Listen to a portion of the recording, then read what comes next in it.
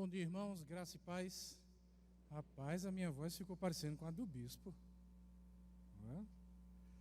Irmãos, que alegria estar aqui mais uma vez para louvar a Deus, para ministrar a palavra do Senhor. A minha expectativa é que você, de fato, seja edificado e fortalecido na sua fé. Amém? Abra a sua Bíblia no texto de 1 Tessalonicenses, capítulo 4. Nós vamos ler um trecho breve e eu quero te convidar a ficar de pé em reverência à Sagrada Escritura.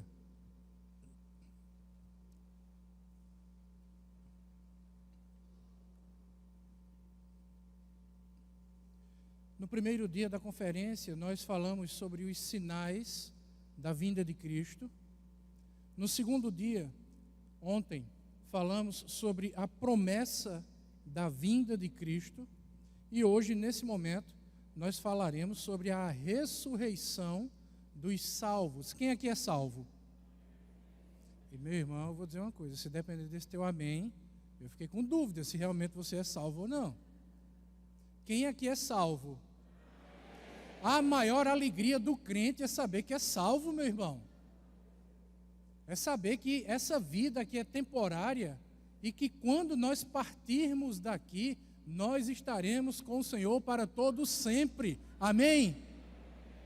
Então, na hora que alguém perguntar quem aqui é salvo, você é salvo, você tem que responder com alegria. Deus abriu as portas do céu. Ele nos deu a eternidade. Ele nos adotou como filho. Preparou um trono de ouro para você sentar nele. Você vai reinar junto com Cristo. Se você não sabe, você vai julgar até os anjos do céu. E tem uma cena que eu tenho muita curiosidade de ver. Eu vou descrevê-la daqui a pouco. Porque a Bíblia diz que diante de Cristo, todo joelho se dobrará. Todo. Não são quase todos. Não é a maioria. Todo joelho se dobrará. Segura essa que eu volto para cá daqui a pouco. A Bíblia diz ainda, no texto de 1 Coríntios, que nós sentaremos em tronos de glória e julgaremos junto com Cristo até mesmo os anjos do céu. Então agora junta todas as coisas. Junta essas duas coisas. Nós vamos julgar até os anjos. E diante de Cristo, todo joelho se dobrará. Satanás tem joelho, não tem? Tem ou não? O tinhoso tem joelho ou não? Tem. Isso quer dizer, irmão, que ele nos tenta, nos perturba, ele agita a nossa vida, ele traz perturbações terríveis, mas um dia nós estaremos sentados num trono de glória ao lado de Cristo, julgando os anjos. E a gente vai estar vendo assim, o tinhoso se ajoelhando diante de Cristo. Que cena gloriosa. E ele vai confessar com a boca dele, só Jesus Cristo é o Senhor. E nós estaremos com o Senhor para todo sempre. Então, querido, quem aqui é salvo? Vamos ler 1 Tessalonicenses capítulo 4. Apenas do versículo 13 até o versículo 18. Todos acharam? 1 Tessalonicenses 4, do 13 ao 18. O apóstolo Paulo nos diz o seguinte: não queremos, porém, irmãos, que sejais ignorantes com respeito aos que dormem, para não vos entristecerdes como os demais, que não têm esperança. Pois, se cremos que Jesus morreu e ressuscitou, assim também Deus, mediante Jesus, trará em sua companhia os que dormem. Ora, ainda vos declaramos, por palavra do Senhor, isto: nós, os vivos, os que ficarmos até a vinda do Senhor, de modo algum precederemos os que dormem, porquanto o Senhor mesmo, dada a sua palavra de ordem, ouvida a voz do arcanjo e ressoada a trombeta de Deus, descerá dos céus, e os mortos em Cristo ressuscitarão primeiro. Depois, nós, os vivos, os que ficarmos, seremos arrebatados juntamente com eles, entre nuvens, para o encontro do Senhor nos ares, e assim estaremos para sempre com o Senhor. Consolai-vos, pois, aos outros com estas palavras. Vamos orar, irmãos? Pai, nós agradecemos por essa manhã, nós agradecemos pela Tua palavra, nós agradecemos pela Tua presença, nós agradecemos pelo Teu Espírito Santo, que nos conduz a toda a verdade.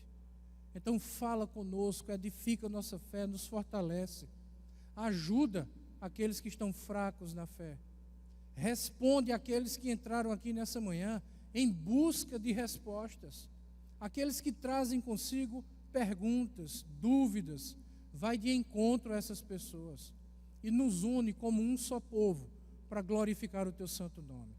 Seja conosco, Pai. Nós oramos em nome do Teu Filho Jesus. Amém. Podem sentar, irmãos.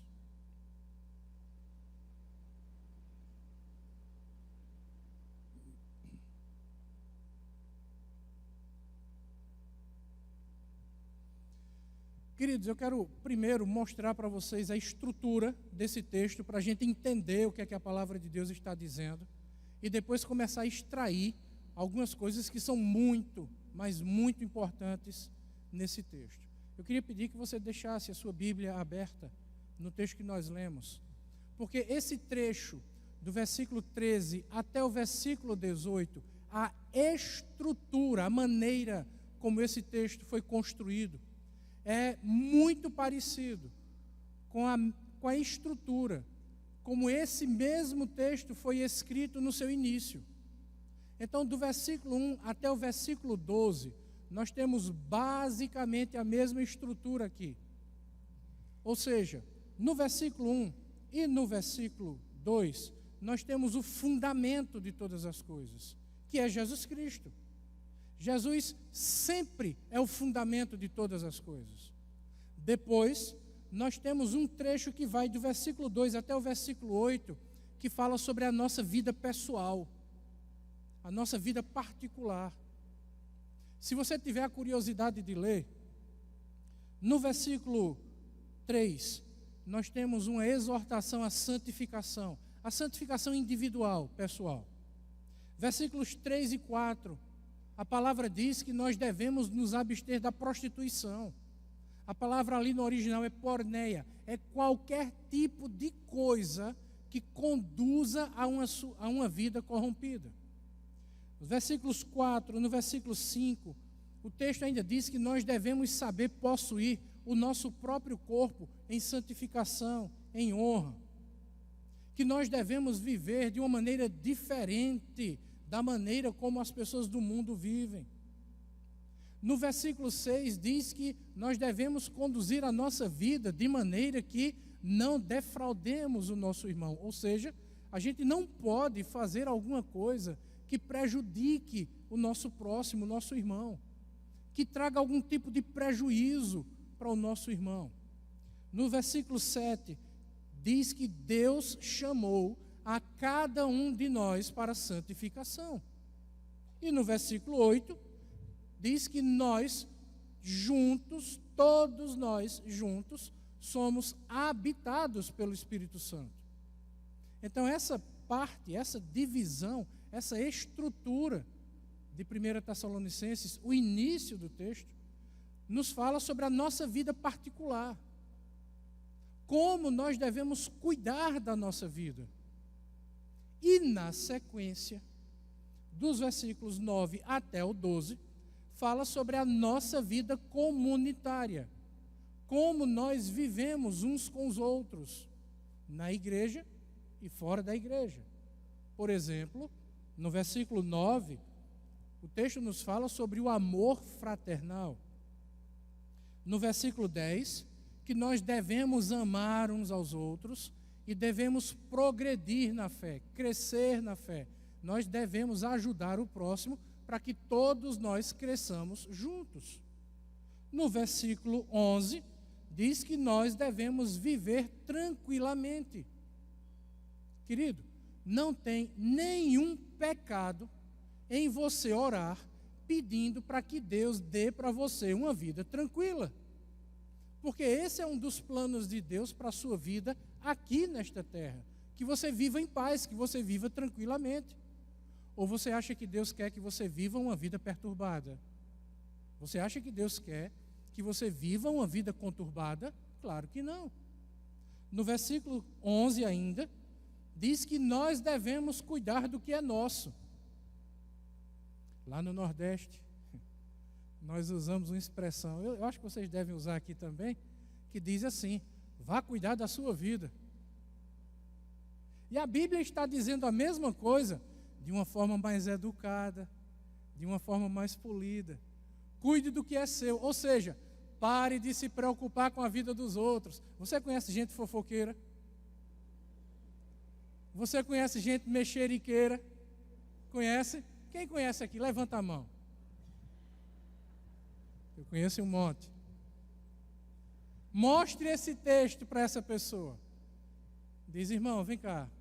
Irmã, vem cá. Deixa eu te mostrar uma coisa aqui da parte de Deus. Olha só o que a Bíblia diz. Cada um vá cuidar do que é seu. Entendeu? Essa é uma regra de boa convivência. Se preocupe com a vida do próximo para ajudá-lo, para dar a mão, para fortalecê-lo, para contribuir, para trazer algo de positivo para a vida dessa pessoa. Caso contrário, vamos dizer todos juntos: vá cuidar do que é seu.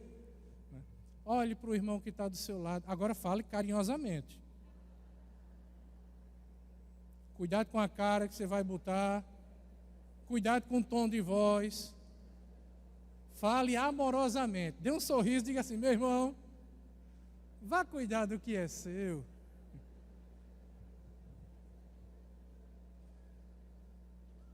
Ainda no versículo 11, o texto diz que nós deveríamos nos dedicar ao trabalho. Cada um trabalhe com as próprias mãos. Meu irmão, uma das palavras mais bonitas da língua portuguesa é trabalho. Preste atenção.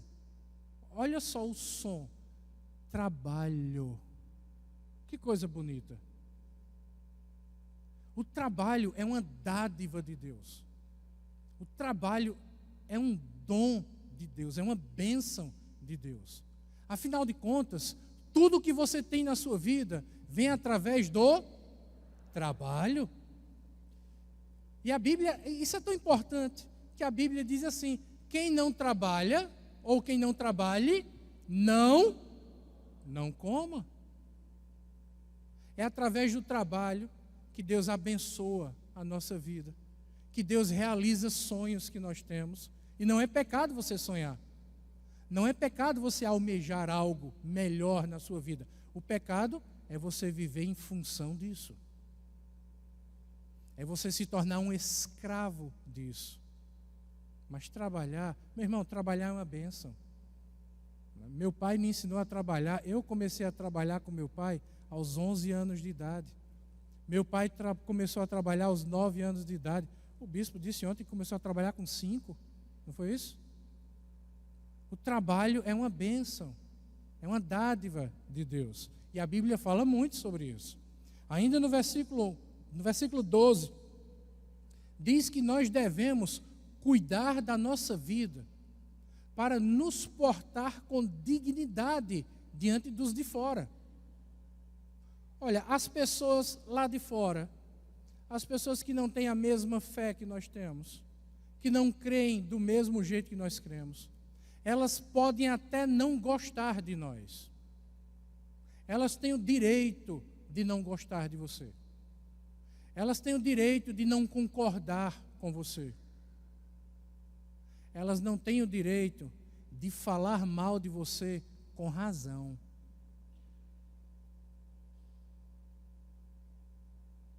Entendeu o que isso significa? Olha o que a Bíblia está dizendo. As pessoas podem até falar mal de você, mas que elas falem mentindo, e não porque você deu motivo. Então se porte com dignidade diante dos de fora. E por fim, versículo 12, cada um viva dentro da sua própria realidade. O resumo desse versículo é isso. Então, o que é que nós temos nessa estrutura de texto no início do capítulo, que é a parte que nós não lemos? Nós temos o fundamento, que é Jesus Cristo. Jesus é o fundamento de todas as coisas. A segunda divisão do texto, nossa vida pessoal. Jesus é o fundamento da nossa vida individual, da nossa vida pessoal, da nossa vida particular. E Jesus é o fundamento da nossa vida coletiva. De maneira que Cristo tem que fundamentar todas as áreas da sua vida. E existe aqui uma sequência lógica nesse texto. É por isso que, em primeiro lugar, ele fala do fundamento, que é Jesus Cristo. Em segundo lugar, ele fala da nossa vida pessoal, individual, para só depois falar da nossa vida coletiva. Sabe por quê? Porque você só dá para o outro aquilo que você tem. E o que você tem porque precisa ser alicerçado em Cristo. Percebeu a sequência lógica? Olha só o que Jesus Cristo disse certa vez para um jovem. Ele pergunta, qual é o maior de todos os mandamentos? E o jovem diz, amar a Deus sobre todas as coisas. E ao próximo, como? A si mesmo. Você só ama o próximo se em primeiro lugar você amar a si mesmo. Porque você só dá aquilo que você tem. Percebe a sequência lógica aqui no texto? Essa mesma sequência lógica, essa mesma estrutura do texto é repetida no mesmo capítulo, logo em seguida. Então acompanha comigo. No versículo 13, a palavra de Deus diz que o entendimento traz esperança. Ainda no versículo 13, diz que nós precisamos ter conhecimento com relação àquelas pessoas que dormem. No versículo 13 ainda, diz que a falta de entendimento produz a falta de esperança. Percebe a sequência? Veja esse versículo agora de trás para frente. Por que é que as pessoas têm tristeza? Porque tem falta de esperança. E por que é que elas têm falta de esperança? Porque elas não têm conhecimento. E por que elas não têm conhecimento? Porque falta entendimento. O resumo de tudo aqui, o apóstolo está fazendo uma introdução para que a pessoa que lê esse texto entenda que Jesus Cristo é o único que vai dar entendimento, que vai dar esperança e que vai trazer alegria. E isso é feito através da Sagrada Escritura. Leia comigo de novo o versículo 13 e preste atenção no versículo 14. Não queremos, irmãos, que sejais o quê? Ignorantes. Ignorante é ter falta de conhecimento, é a falta do saber. Eu não quero, irmãos, que vocês vivam sem ter o conhecimento, sem saber das coisas. Com relação àqueles que dormem, daqui a pouco eu vou explicar isso, o que significa esse dormir. Para não viverdes tristes, para que vocês não vivam com tristeza, como as outras pessoas, porque as outras pessoas vivem com tristeza, por quê? Porque elas não têm esperança. Nós somos diferentes, versículo 14. Pois, se nós cremos que Jesus morreu e ressuscitou, quantos aqui creem que Jesus morreu e ao terceiro dia ressuscitou dentre os mortos? Então esse texto é para você. Se nós cremos que Cristo morreu e ressuscitou, nós devemos crer que, da mesma forma, Jesus trará consigo os que dormem, em primeiro lugar. E depois nós, os que estivermos vivos, seremos arrebatados juntamente ao encontro do Senhor nos ares. Então vamos nos ater a isso a partir de agora.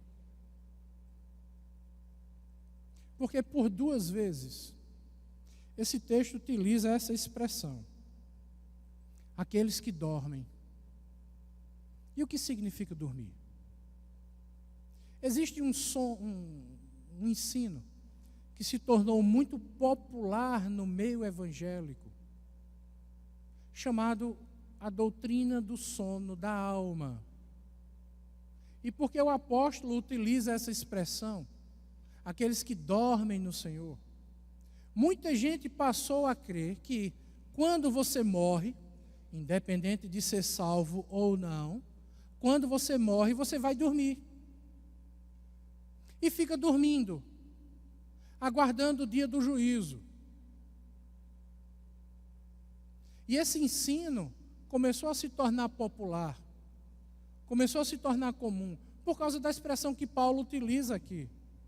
Mas, irmãos, Paulo está utilizando uma metáfora, e eu vou explicar isso biblicamente. Porque quando você olha para alguém que morreu, e essa pessoa está sendo velada, ela está no caixão, quando você olha para essa pessoa, a primeira impressão que você tem é que essa pessoa está o quê? Dormindo. Mas será que espiritualmente ela está dormindo? Veja, quando nós lemos o texto de Apocalipse, especialmente a partir do capítulo 4, nós temos o apóstolo João sendo arrebatado ao céu, e quando ele chega no céu, a primeira cena que João vê é o trono de Deus.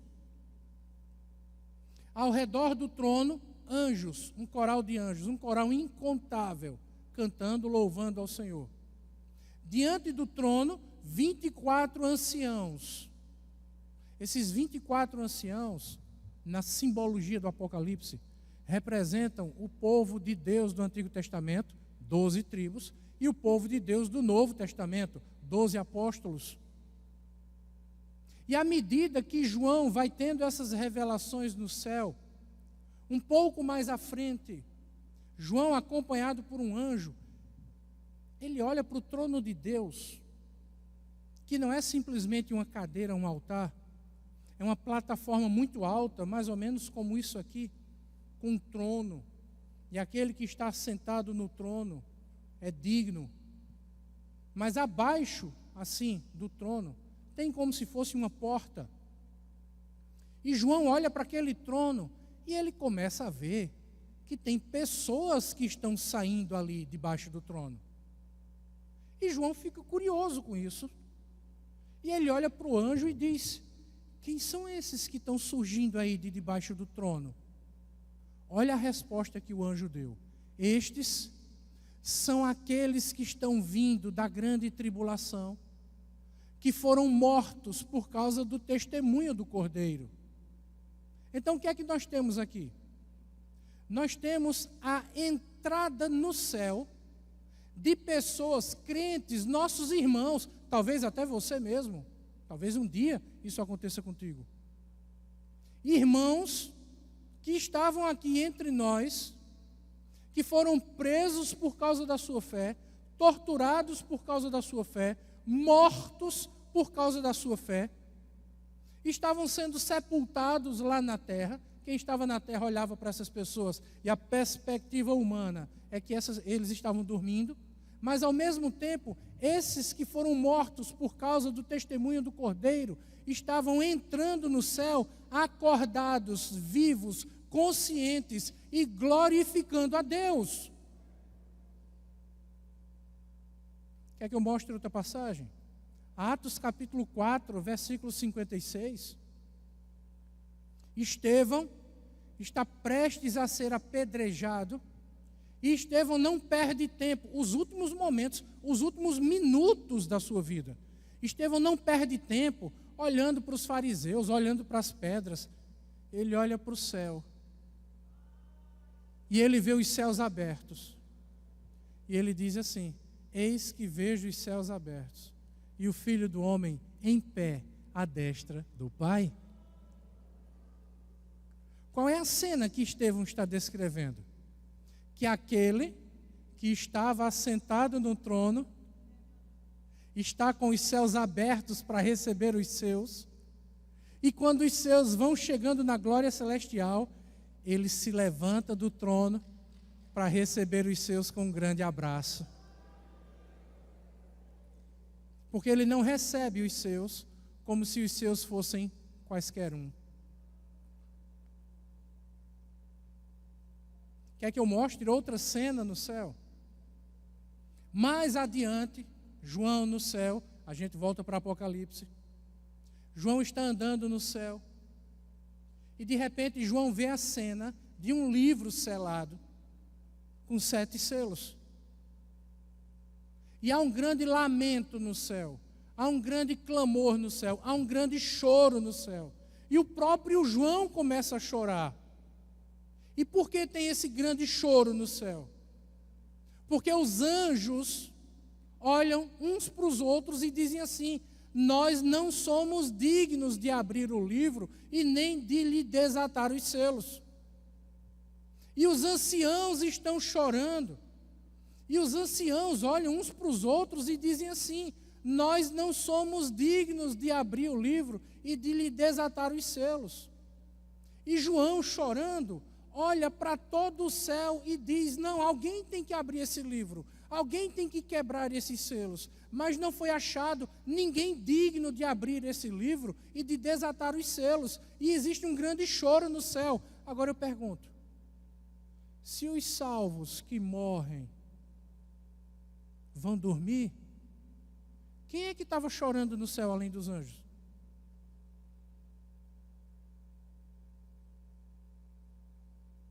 Querido, no dia que você morrer, se Jesus não voltar daqui para lá, tu não vai dormir. Se tem uma coisa que tu não vai fazer é dormir. Eu vou explicar o que é que vai acontecer com os salvos na glória celestial. E de repente há uma grande alegria no céu, porque aquele que está sentado no trono se levanta para abrir o livro e desatar os selos, porque ele é digno.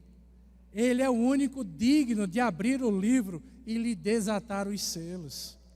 O Cordeiro que foi morto e está vivo para todo sempre, pelos séculos dos séculos, porque ele é digno.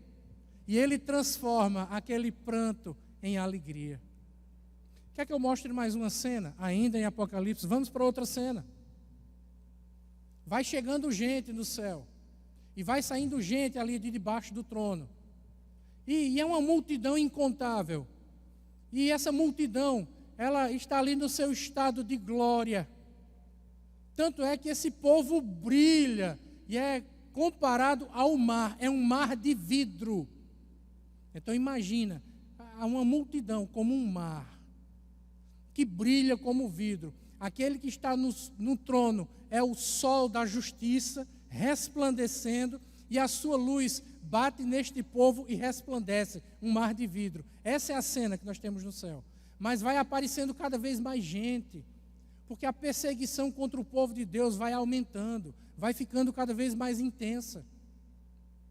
E esses que vão chegando no céu, já vão chegando diferentes. O seu corpo é diferente. A sua forma de falar é diferente. A sua forma de pensar é diferente. Ele já entra no céu tendo a mente de Cristo, entendendo as coisas como Cristo, vendo as coisas como Cristo. E de repente esse povo todo se reúne e vai falar com Jesus.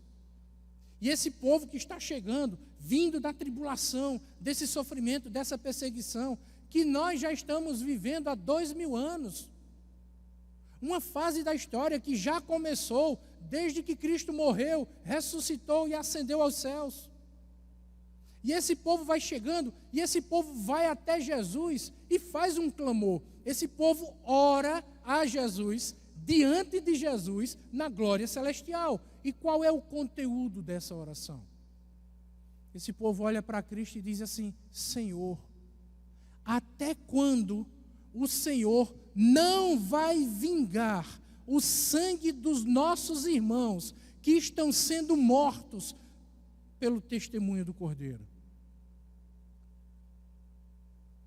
São pessoas que estão chegando no céu, tendo consciência do que aconteceu aqui na terra, tendo consciência de onde elas estão, tendo plena consciência de quem é Jesus, e orando, pedindo para Deus entrar com providência. Tem pentecostal aqui hoje de manhã? Tem pentecostal aqui hoje de manhã? Tem gente lá no céu pedindo para o Senhor entrar com providência. E o Senhor olha para esse povo. Jesus Cristo olha para esse povo. E a Bíblia foi escrita, o Novo Testamento, há 2000 anos atrás. Nós temos aqui uma barreira temporal.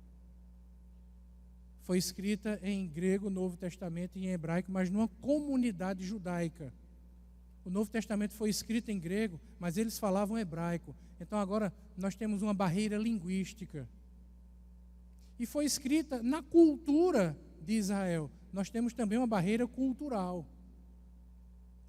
Nós temos uma barreira temporal, linguística e cultural. Mas, se o Apocalipse tivesse sido escrito no Nordeste,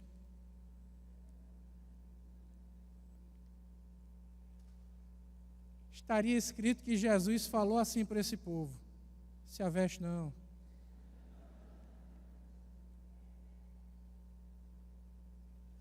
Descansa, cachola. Jesus olha para esse povo que clama e diz assim: calma, ainda não é chegada a hora. Porém, as suas orações não estão sendo desprezadas. As suas orações não estão sendo jogadas fora. Eu estou juntando as suas orações num cálice.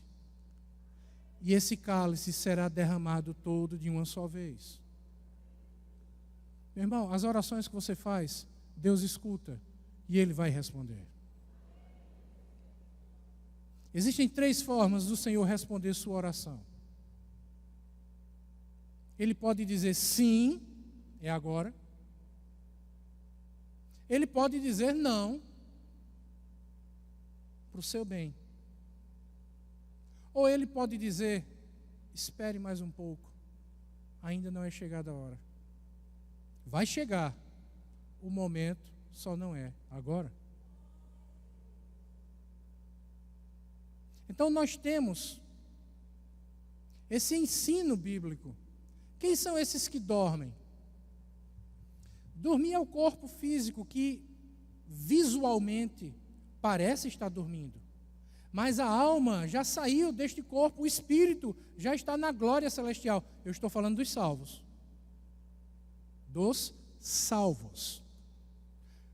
O espírito já está na glória celestial, acordado, consciente, plenamente consciente, com um nível de consciência que jamais teve nessa vida.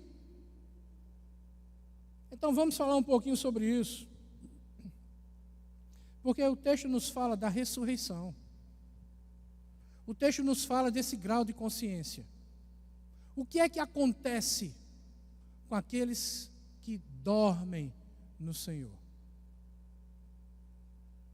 Isso é o que se chama no estudo da teologia de o estado intermediário. Eu vou falar um pouco mais sobre isso hoje à noite. Quem aqui gostaria de receber a vitória? Quem está buscando uma vitória? Você tem que vir hoje à noite, porque hoje à noite é que eu vou falar sobre a vitória. Então, olha só, você está participando dessa conferência, você veio hoje de manhã, alguns vieram pela primeira vez, e ainda assim, para quem está chegando agora, existe a possibilidade de receber a vitória. Mas a vitória só vai ser dada hoje à noite. Então, veja só que coisa. Você pode nadar e morrer na praia, se você não vier hoje à noite. Chegou tão perto, mas não recebeu a vitória, porque não veio à noite. Então, venha. A única desculpa que você tem para não estar aqui hoje à noite é se Jesus voltar. Amém? Então, nós estamos falando do estado intermediário. O que é o estado intermediário? É aquele período que compreende o momento em que a pessoa morre e que vai até o momento do arrebatamento da igreja, que é a segunda vinda. Arrebatamento, segunda vinda é a mesma coisa. Então, do momento que a pessoa morre até o momento que acontece o arrebatamento da igreja, este é chamado de estado intermediário. E por que é o estado intermediário? Porque ainda não se cumpriu por completo o plano de Deus para a vida do seu povo. Então existe ali um estado intermediário em que a pessoa morreu, ela está na glória celestial, tem consciência das coisas, já está vendo Jesus, conhecendo Adão, conhecendo Davi, Salomão, Abraão, conversando com Noé, falando com Moisés, conhecendo os profetas, os apóstolos, o apóstolo Paulo, sabe, Pedro, João, Tomé, está todo mundo lá. Mas essas pessoas ainda não receberam um corpo glorificado. Elas ainda não receberam um corpo incorruptível. O seu corpo físico foi colocado no cemitério, ou foi jogado ao mar, ou foi cremado, não importa. A sua estrutura física continua aqui nesta terra. Mas o seu espírito já está na glória celestial. Então, meu irmão, esses nossos irmãos têm um grau de consciência que nós não conseguimos imaginar. Porque, em termos de consciência, de entendimento, essas pessoas já têm a plenitude da mente de Cristo. Elas enxergam as coisas como Cristo. Elas entendem as coisas como Cristo. Elas estão no seu estado intermediário de glória. Dá para entender isso? Dá para ter uma vaga noção sobre o que é isso? Eu não entendo como é que nós, crentes, falamos sobre a salvação, falamos sobre a morte, sabendo de todas essas coisas, e ainda assim tem gente que diz que é crente e tem medo da morte. Parece que a fila da morte é a única fila que o mais velho deixa o mais novo passar na frente. Pode ir, meu filho, vá, pode passar na frente.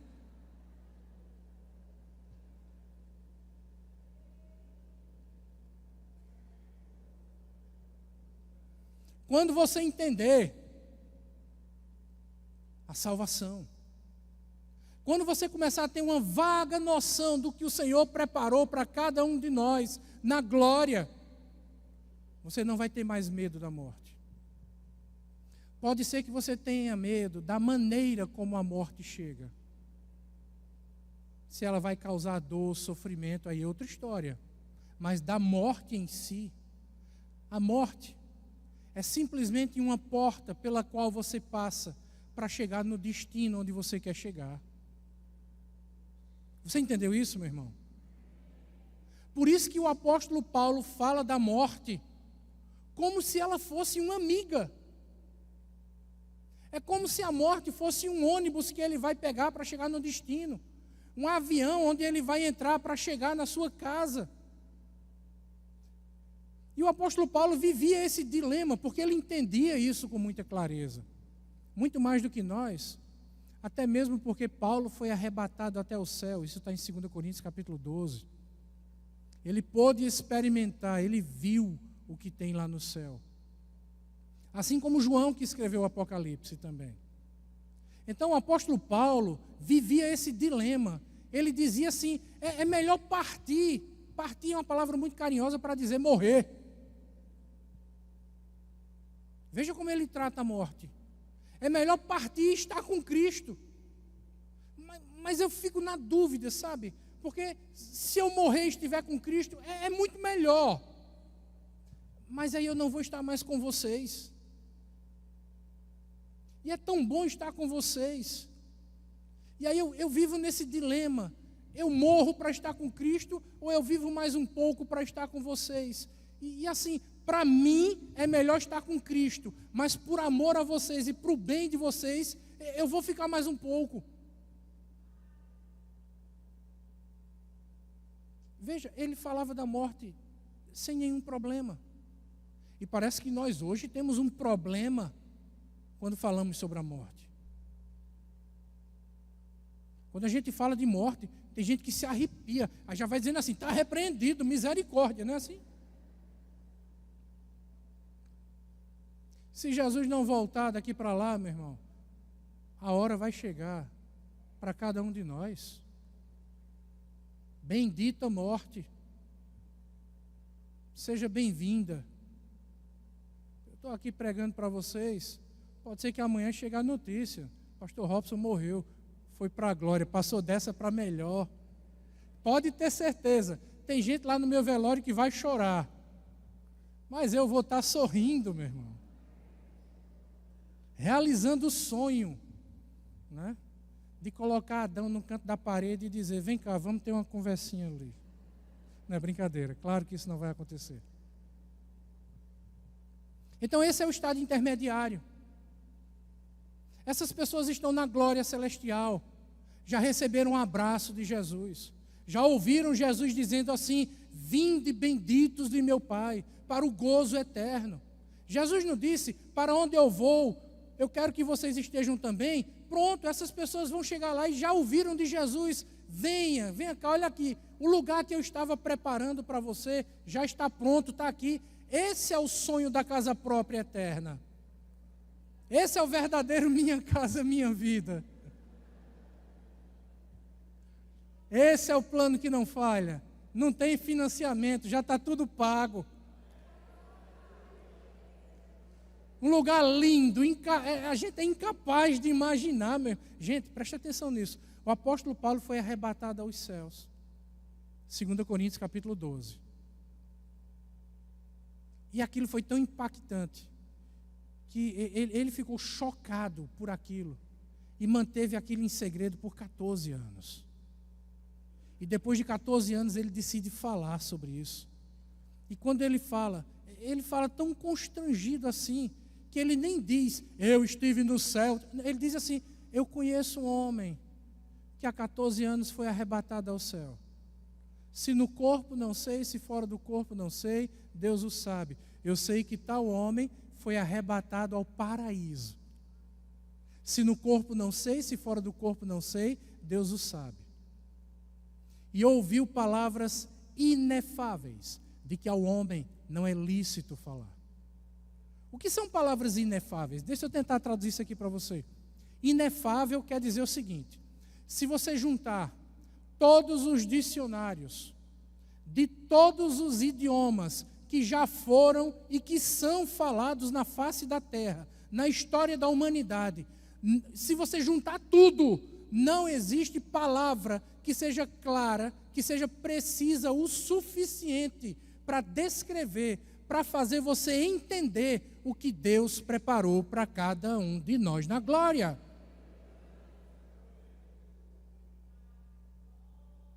E se existisse essa palavra, ou esse conjunto de palavras, que descrevesse com clareza o que Deus preparou para você lá na glória, ainda assim, com a mente que você tem aqui agora, você não conseguiria entender.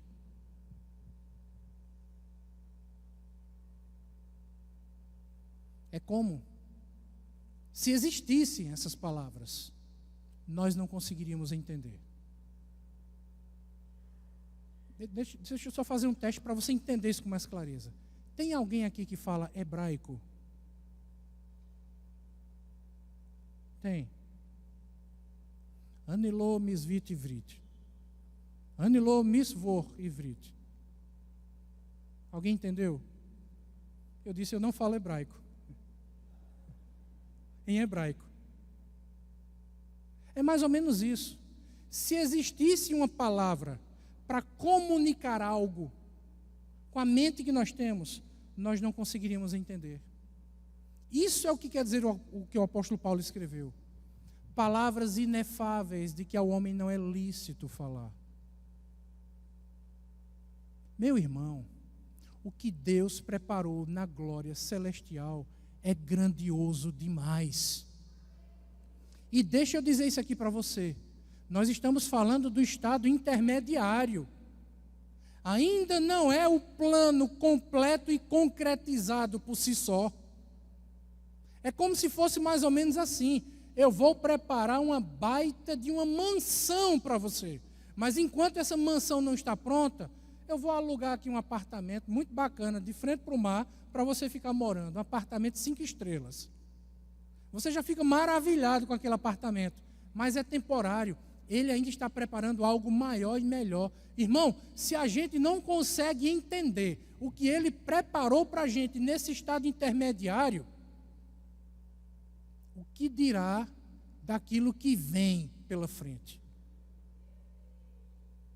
Eu estou junto com a irmã mesmo. Meu Deus! É isso mesmo. É uma expressão de espanto, sabe, que preenche o nosso coração. E a gente é tomado por palavras inefáveis de que ao homem não é lícito falar. Então o quadro que é descrito aqui em 1 Tessalonicenses capítulo 4 é exatamente esse. De pessoas que estão na glória celestial, nesse estado, enquanto nós estamos aqui, tendo que lidar com vírus, com bactérias, com fungos, com a segunda lei da termodinâmica, a entropia, que diz que tudo está se acabando. Se você comprar uma Ferrari, o exemplo é o contrário. Se você comprar um Fusca e deixar na garagem da sua casa, daqui a 20 anos, esse Fusca não vai se transformar numa Ferrari. Ele vai enferrujar, envelhecer cada vez mais. Isso é a segunda lei da termodinâmica. Infelizmente, eu tenho que lidar com a realidade de que hoje eu sou menos bonito do que eu era ontem.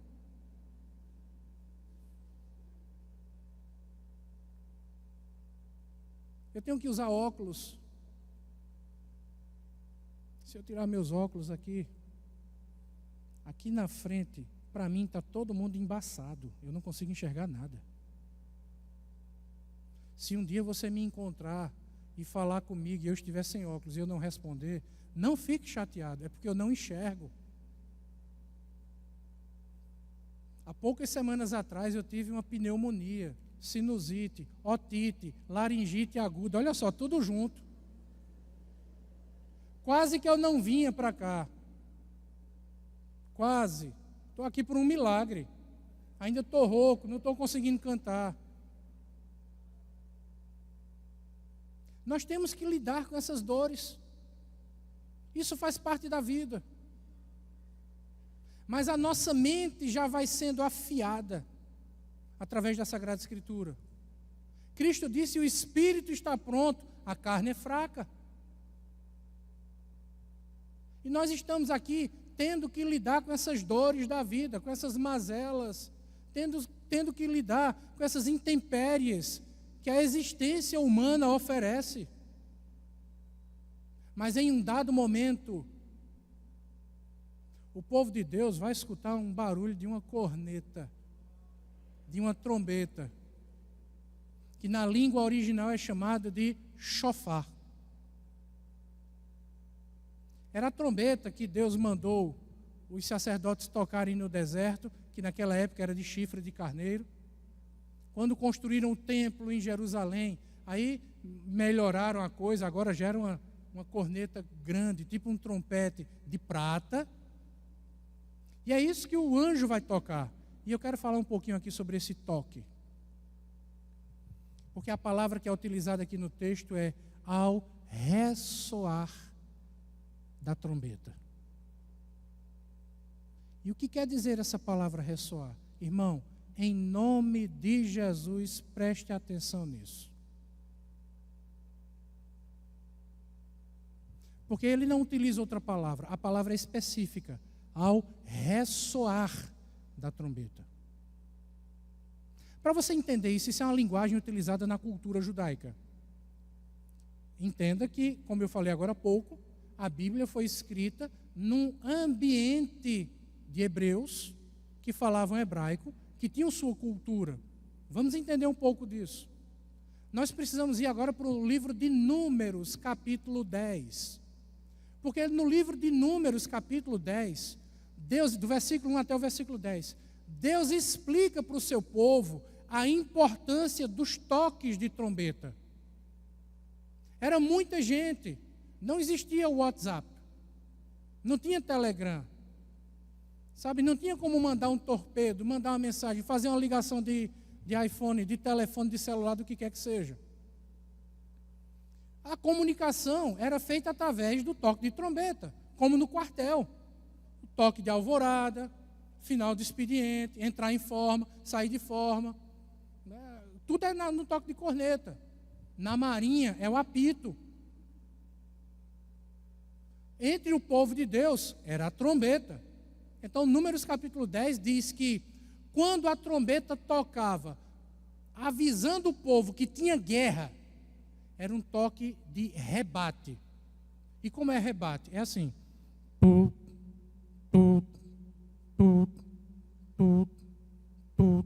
Por isso que ainda hoje, o giroflex da polícia, da ambulância, e vai fazendo esse barulho, a sirene. Isso vem lá daquele povo. O toque de alerta, de perigo, de guerra, era assim, em rebate. Bate e rebate. Então o povo já sabia, está tendo guerra. O toque que o sacerdote, o levita, dava para reunir o povo comum era o toque chamado soado, que era assim.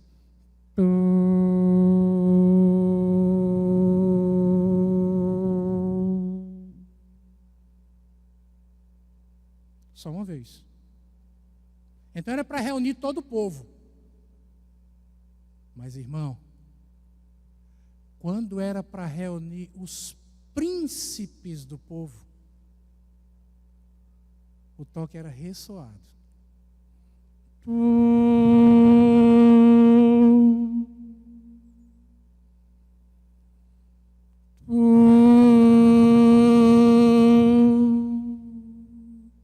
Quase que eu trazia meu chofar para mostrar a vocês como é, mas eu fiquei com medo de depois dizerem que eu quero judaizar a igreja. Aí eu não trouxe. Parece um berrante, já viu um berrante? É mais ou menos daquele jeito.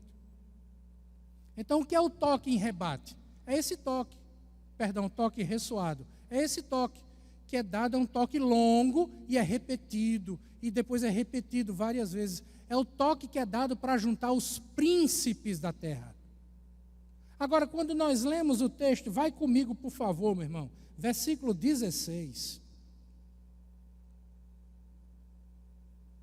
Porquanto o Senhor mesmo, dada a sua palavra de ordem, ouvida a voz do arcanjo, e o quê? Ressoar da trombeta de Deus. O que isso quer dizer?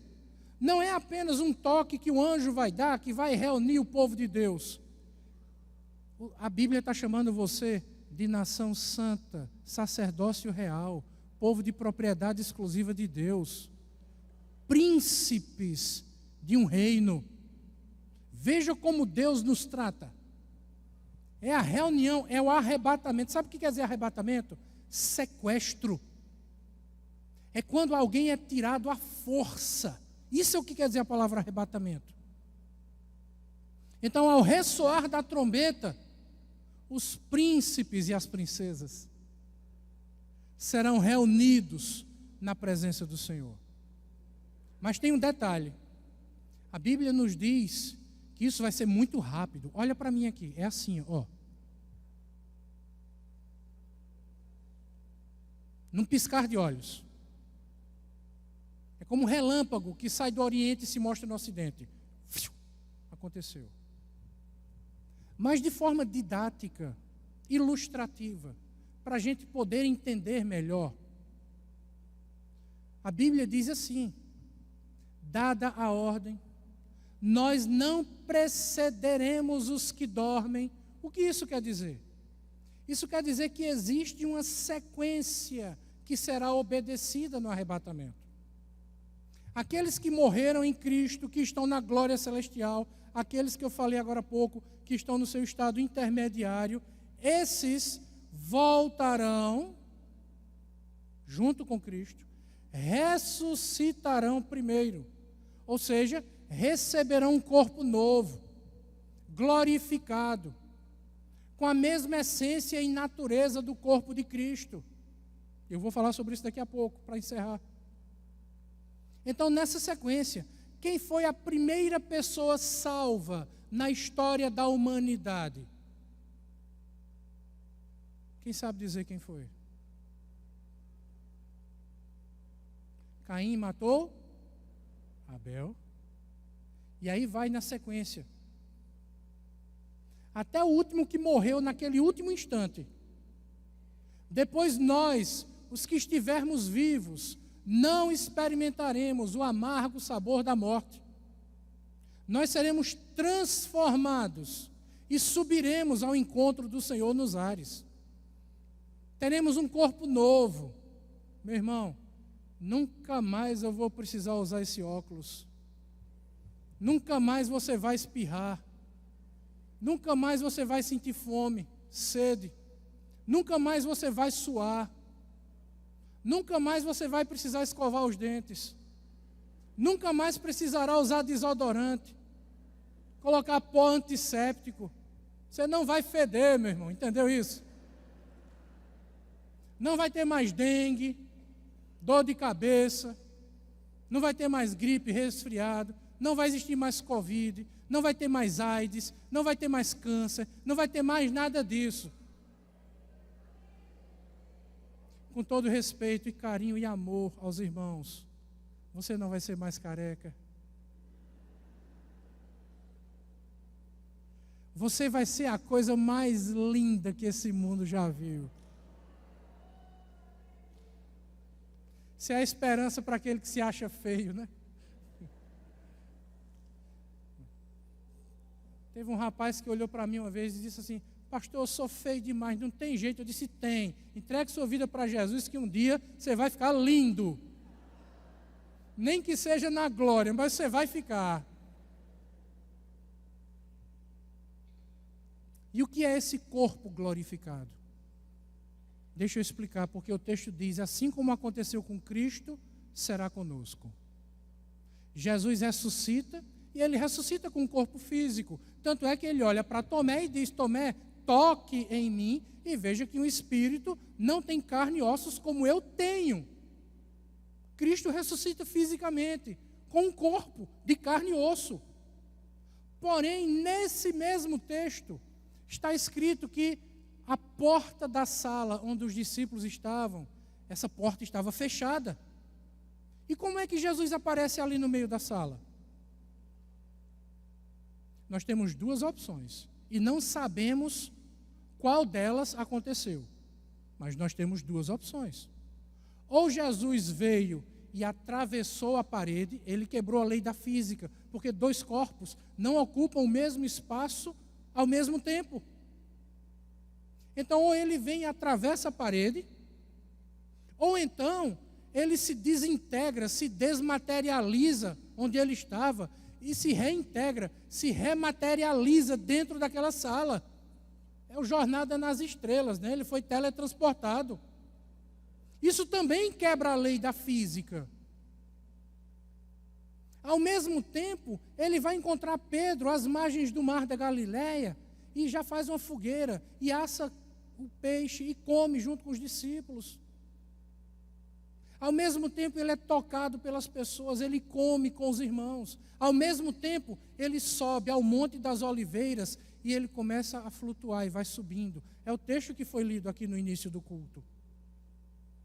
E ele quebra mais uma vez as leis da física, porque com um corpo físico de carne e ossos, ele quebra a lei da gravidade. Ele começa a subir e flutuar, e vai subindo. E aquilo é incrível, porque uma multidão de irmãos reunidos naquele lugar, no ponto mais alto do Monte das Oliveiras, vai olhando para Jesus.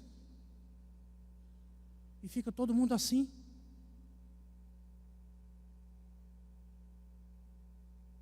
E Jesus vai subindo nas nuvens e desaparece lá nas nuvens. E fica todo mundo assim. E de repente aparece um anjo aqui e diz: por que é que vocês estão olhando para o céu? Da mesma forma que vocês o viram subir, ele descerá com poder e glória.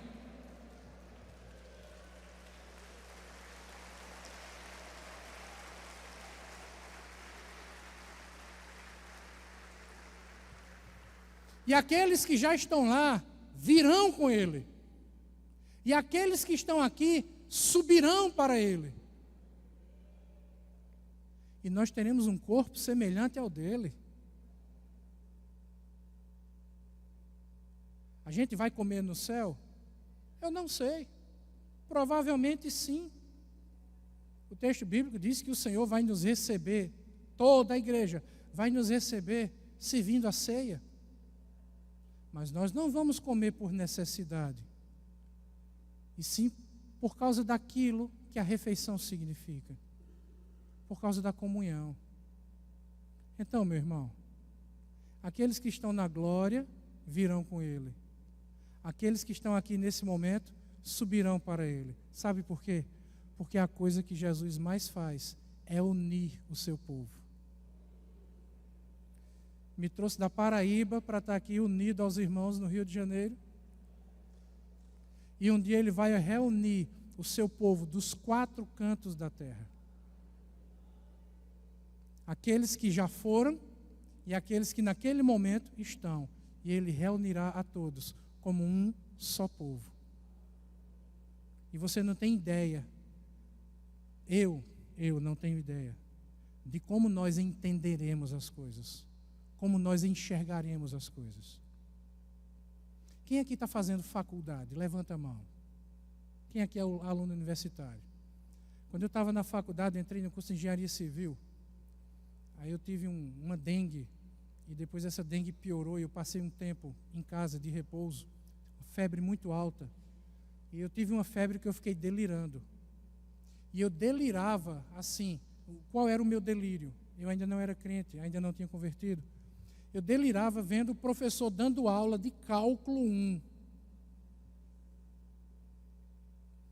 E estava mostrando lá como é que resolve uma derivada, como é que resolve uma integral. E eu botava a mão na cabeça: meu Deus, eu não estou entendendo nada. E o professor falava e eu não entendia nada. E aquilo me dava um desespero, e eu vou perder a cadeira, vou ser reprovado. E eu perguntava: professor, explique. E ele explicava, e aquilo não entrava na minha cabeça, eu não entendia. Nós não vamos ter mais problema de entendimento na glória celestial com o corpo glorificado. Não vai mais existir esse negócio de Jesus falar algo e a gente esquecer. De Jesus ensinar algo e a gente dizer assim: eu não entendi, explica de novo, por favor, Senhor. Senhor, eu queria fazer uma pergunta. Dá para o Senhor repetir isso aí que não ficou claro para mim? Não vai ter mais isso. Sabe por quê, irmãos? Porque a gente vai ter um corpo glorificado, a mente de Cristo, a nossa capacidade de compreensão das coisas será incrível, é indescritível, é inefável. Como nós enxergaremos as coisas? E nesse estado, suponha que você morra agora, tomara que não, vai ser um escândalo no culto, por favor. Mas suponha que você morra hoje e você é salvo. Querido, suba de braços abertos, porque tem alguém de braços abertos lá esperando você. A pergunta é: lá no céu nós vamos nos conhecer?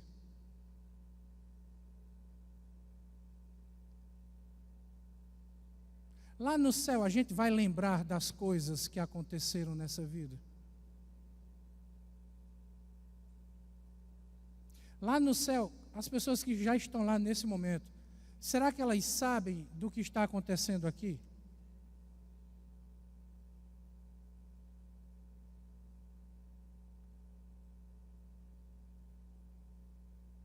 Entre namoro, noivado e casamento, eu estou com Maria José há 30 anos.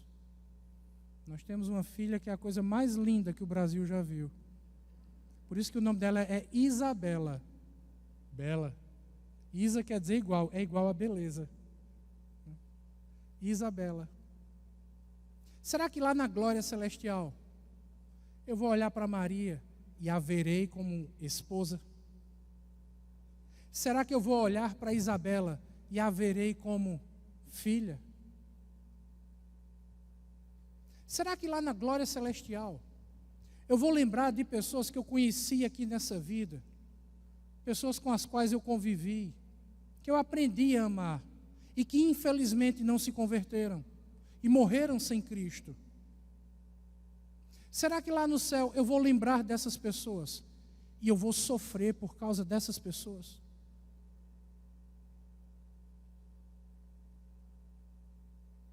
Você quer saber dessas respostas? Você quer que eu dê essas respostas ou não? Quer ou não? Então tá bom. Já está no meu tempo, eu vou ter que dar à noite. Então, se você quiser saber, você tem que vir à noite. E eu vou até pedir, bispo, dá para não transmitir à noite?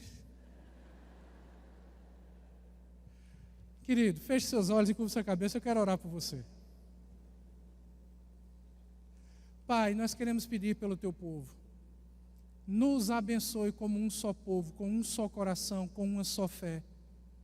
Batizados no teu Espírito Santo, unidos pela tua palavra. Nos leve à tua presença, Senhor. Que o teu nome seja exaltado, glorificado em nossas vidas e na tua igreja. Abençoe o bispo, abençoe os pastores dessa casa espiritual, os líderes que o Senhor tem levantado, o povo que está aqui.